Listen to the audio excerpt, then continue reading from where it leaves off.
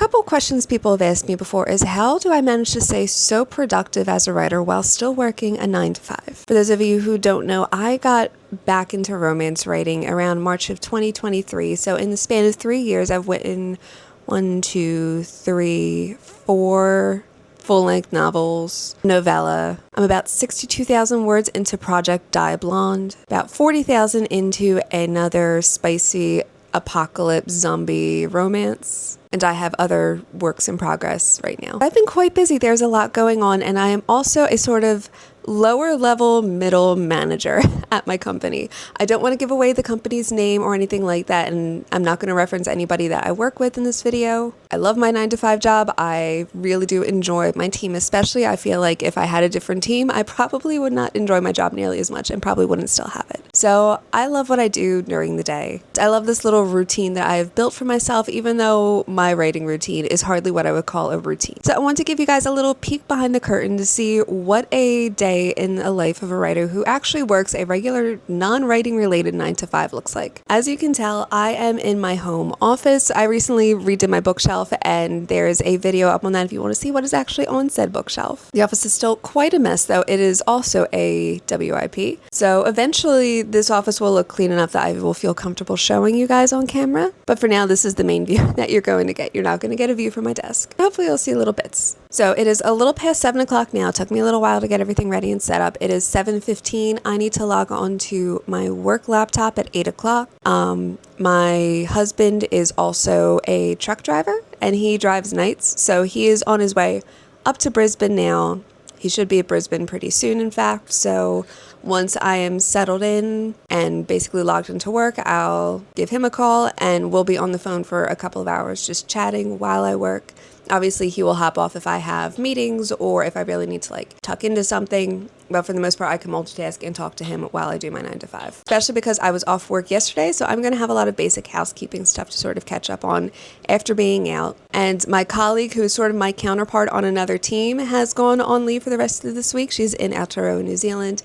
Very excited for her that she's going to be on holiday for a little while. But that also means that I need to help out her team whenever they need it, so that way when she comes back, she's not flooded with an extra week's worth of work. So it's going to be quite busy at my 9 to 5, but I am also on a self-imposed tight deadline for writing as well. I've been working on a dark rom-com that I've been calling Project Die Blonde, which is a die-hard, legally blonde, pacey, spicy, fun, wild, dark rom-com. It's giving all the 90s and millennial nostalgia vibes, and I absolutely love it. I've been having so much fun with this project. But it puts me in a completely different headspace to work. I'm very focused and zoned in, and everything is professional. Whereas with this project, it is all over the place. It is quirky, it's funny, it gives Elle Woods meets Han Gruber type vibes, and I'm really enjoying it. So pardon the mug. I do have other mugs, but they are dirty right now. This is not the one I normally use, but I have a cup of coffee.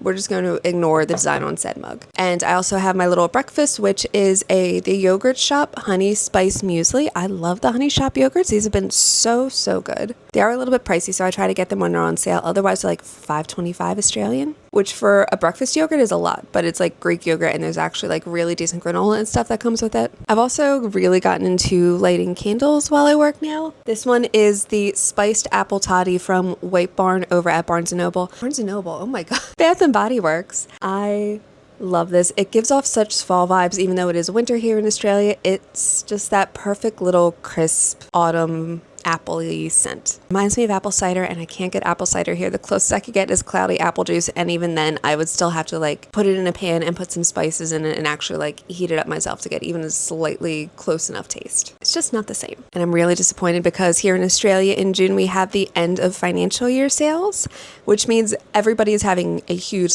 month-long sale to completely get rid of their inventory. And some of the sales are fantastic, and I'm so disappointed that I didn't look at Bath & Body Works website before, because their 3-wick candles were dropped down to $19, and I didn't like the ones they had left. They only had 3, and they were vanilla and oud or caramel and oud. Not quite my thing. I'm not a huge oud person when it comes to candles. So, oh well, I'll have to keep an eye out for later on in the year. But with that being said, I now have about 40 minutes to tuck into writing. I'm going to get a writing sprint in. I've already posted a TikTok and an Instagram reel. I'm going to cross-post that over to YouTube in a minute. maybe we'll get started with this little writing day. Well, not writing day, day in the life as a writer with a 9 to 5. So first thing is I want to cross-pollinate that video that I had uploaded to Instagram and TikTok over onto YouTube Shorts. Me talking about my latest release, Blood Red. So it's Lights Out meets V for Vendetta as a spicy, dark rom-com. Black heart emoji, chili pepper emoji, hashtag booktube, hashtag dark romance, and upload short. So I forgot to include as a sort of fun little addition to wake my brain up, I do two things. One, I go on Wordle, which I've heard Allie Hazelwood does that like first thing in the morning whenever she starts her writing routines, which I think is like just a fun little game, but for something that's also a little bit more challenging. I also have Myrtle as well. So we are going to try the Wordle for today, but also do Myrtle as well. These are really fun little logic puzzles. They go across 2 pages. I'll show you the one that I'm doing today, just to give you guys an idea. So it's like, these are all the clues that you'll need. And then down here, you break down, figure out who did what and where. So basically, who is the leader? And yeah, it's just a fun little way to wake up your brain. And sometimes I get it, sometimes I don't, which is fine. I feel like this is just a fun way to start off the day. So first we are going to do Wordle. That is a little bit easier than I'm going to do. We're now going to get into this and do this really quick. I love the little descriptions in this. The person that wrote this has such a great sense of humor. Like, it is my humor to a T. So they'll give you a list of 3 suspects. One of these suspects is Father Mango. It says he has taken a vow of poverty, but he drives a BMW. He's taken a vow of obedience, but he has a staff of 25. He's taken a vow of chastity too, which is why he's on vacation. It's my type of humor. It's weird, it's quirky, it's cute. One of the locations, a secondhand shop. Most of the stuff here looks third hand, even the moths. So then once it's done, you can go to the back and actually get the answer for what it was. This was puzzle 37. Yep, and we got it. That's just a fun way to like wake up my brain for the day. I'm now at 7:30. Let's get a quick little writing sprint in. I don't know if I'm going to go the full 25 minutes, but let's see what we can do. All right, so 15 minutes in, instead of getting words on a page, I decided to edit chapter 9. So far, there are how many chapters? Word search. So far, there are 32 chapters. And just this manuscript, without adding in any of the other little bits written, is at 63,362 words. So it's not bad, obviously not where I want it to be yet. There's still one more chapter that I know I need to inject around the end of Act 2. I need to find a place where I could slot that in pretty fluidly without interrupting the flow of the story. And I've been struggling a little bit with Act 3, particularly the pacing. I like writing spice. I like having spicy stories in there. And the way I typically write spice is the spice is within its own dedicated chapter. So if you wanted to, you could potentially skip that chapter. And sometimes when I'm in the flow of the actual storyline, I don't like to stop and then write the spice. I'll go in and then write the spice later when I feel like it. So I now have 2+ spicy scenes to write. One of them isn't going to be like a full-blown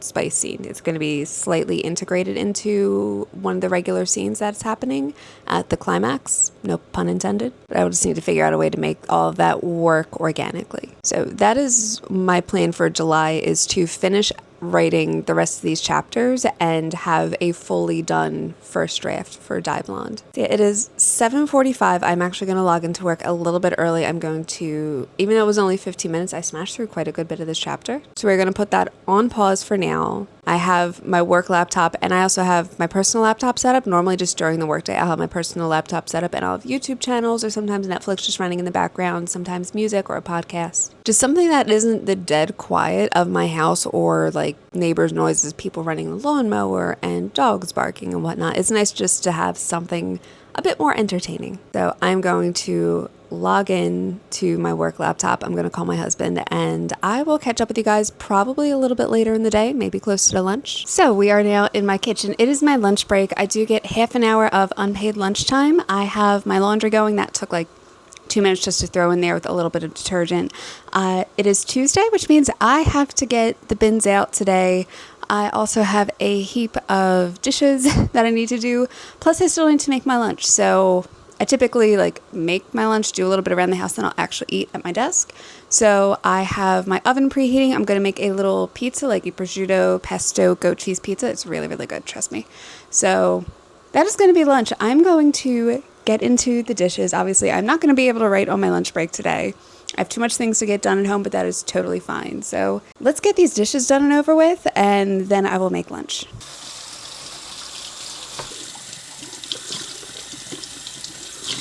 I don't know if anybody else does this, but we save all of the pull tabs off of our cans of soda.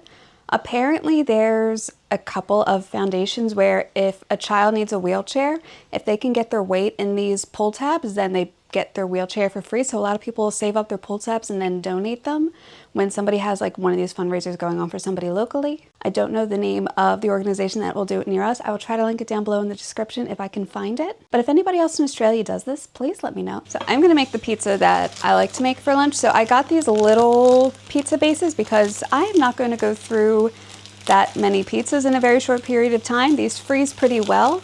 And this way, whenever we want something that's a little bit different, maybe something that the other person isn't in the mood for, we want to try a little bit of everything, we have our small pizza bases.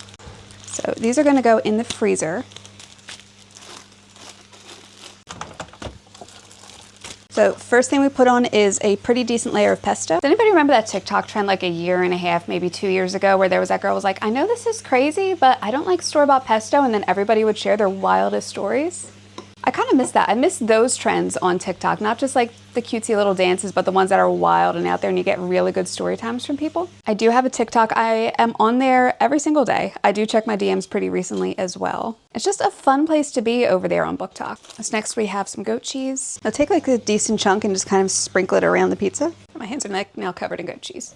So that is step 2. Step 3 is we are going to tear up a couple of pieces of prosciutto and sprinkle that on top. I normally do about 3 pieces. These are pretty thinly sliced. I remember this one time my husband went to go get prosciutto, and she must have been new at the deli because the woman was like, okay, yeah, sure, prosciutto, no problem. And he asked for a good bit. He asked for like 300-400 grams of it. And she sliced it thick. Like she sliced it like regular deli meat. It was insane. We ended up using it for sandwiches, and let me tell you, like, they were salty, but those sandwiches were like some of the best sandwiches we ever had. I'm putting a nice hefty amount of prosciutto on here because I love prosciutto. Like, it is basically covering the pizza. And then salted pistachios. I do actually have to crack these. I can't remember where I saw this recipe before. It had to be online because I don't remember ever trying it anywhere before I made a homemade one myself before. But I'm not that creative in the kitchen. There's no way I came up with this on my own. So if anybody knows if there's like a particular name or something for this kind of pizza, let me know. There are 2 more ingredients for this pizza, but first I need to put this in the oven. I have my oven on the highest setting possible, which is 250 Celsius. So let me put the rest of these away, give the pizza a few minutes, and get out the rest of the stuff that I'll need. But this is it, just fresh and hot out of the oven. Next thing we are going to do is we are going to drizzle on just a little bit of honey for some sweetness. I always put it on a spoon, otherwise you end up with that giant dollop right at the start. And then just tilt the spoon ever so slightly just so it barely rolls off the edge.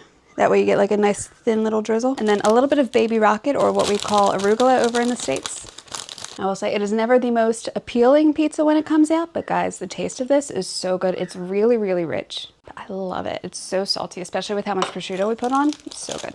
So I have 15 minutes until I have a meeting, and this pizza is still pretty hot. So I'm going to give it a minute to cool off. And while I do, I want to show you guys something. So like I mentioned in my bookshelf video, I have a ton of bottles and stuff up here. I just got a new wine rack that is going to go up here in the corner, and I'm going to put the wine bottles there. So let me move some stuff around. This won't be the final version, but let me show you what everything looks like.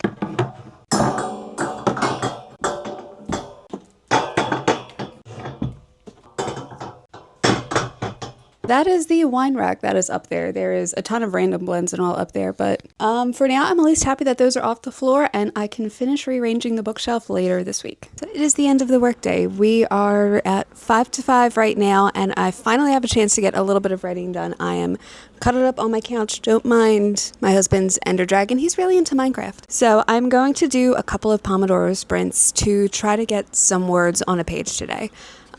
This is just what happens when you have a 9 to 5. Sometimes you have to squeeze in writing whenever you get the chance to. My husband, like I said, is a truck driver, does work nights, so he's going to be up around 7:30. So that gives me about like 2.5 hours to both write and also veg out for a little bit before I give him a call and we talk basically for the rest of the night. I'm going to get into a spicy scene that I've been sort of putting off. I write spice as a full chapter for the most part. On the plus side, it's skippable if you're not really into reading spice. And if you are into spice, you get an entire chapter of it. So when I'm in a flow, I will just keep working with the actual story. And even though I know the spice is emotionally important and valuable to the story, let's face it, in a spicy scene, that is very little plot most of the time. So I'm able to put that aside and then go back to it later on. And I've reached a point where I've gotten far enough in the novel now, I need to go back and start filling in some of that spice. So we are going to do that for one of the chapters now. I have 25 minutes on my phone, so we are going to start the timer and do the first writing sprint. So safe to say that was a very successful session. I am at just over 1,100 words, probably about halfway done the spicy scene. So I think I'm going to restart the clock. I'm not going to worry about taking a 5-minute break. And do you mind? I'm trying to film. He's so needy. Watch the claws. See, now he's just chilling on my leg and I'm not going to be able to put my laptop back on. You're going to have to move, sweetie. You can't stay there, baby. This is not your spot. Okay, and we're with the claws again. No.